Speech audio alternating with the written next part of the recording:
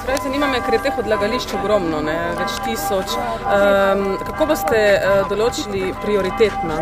Ja, mislim, da že ta ali naslednji mesec bomo vsako odlagališče, ki je vpisano v registru, ocenili glede na vplive na okolje. Spravi, če odlagališče leži na območju pitne vode, če ima nevarne odpadke, bo dobilo več točk, če pa ne, pa recimo manj točka. In to bo v bistvu odlična podlaga za prioritetni načrt, za sanacijo odlagališč. To bomo naredili za vsako občino, preprosto tabelo, kjer so odlagališča v tisti občini razporejena od tistih najbolj nevarnih navzdol. To se pravi, da bo lahko tudi sama sanacija postala v bistvu sistematična in strokovno utemeljena, kar je zelo pomembno. V bistvu sam register divjih odlagališč ni samo v bistvu seznam lokacij in lastnosti odlagališča, ampak se z njim da veliko delati.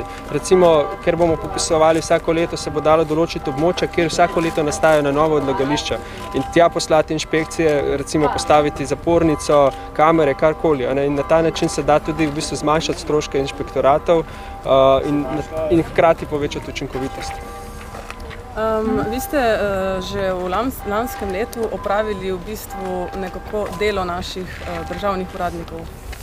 Kako to komentirate? Ja, jaz mislim, da vsi skupaj se moramo truditi. Tudi mi sami, prostovoljci sami ne moremo vsega očistiti. Mi recimo ne moremo čistiti nevarnih odpadkov, tudi gradbeni so v bistvu pretežki za prostovoljce. Tako da potrebujemo res sodelovanje vseh državne inšpekcije, medobčinskih inšpektoratov, zakonodajalcev, da se tudi spremeni zakonodaja, da se ne bo več nekaterim ljudem splačalo odlagati na divja odlagališča.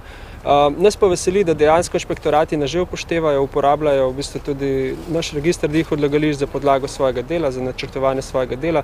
Mislim, da to je prava pot. Da ljudje, občani sami prijavimo, kje so inšpektorati, to ocenimo, recimo neka inštitucija, recimo nevladne organizacije lahko to ocenijo, naredijo nekako analizo podatkov, potem pa in državne inštitucije to uporabijo za svoje delo. To se mi zdi neko res pozitivno sodelovanje, ki je tudi en pozitiven primer dobre prakse v evropskem merilu.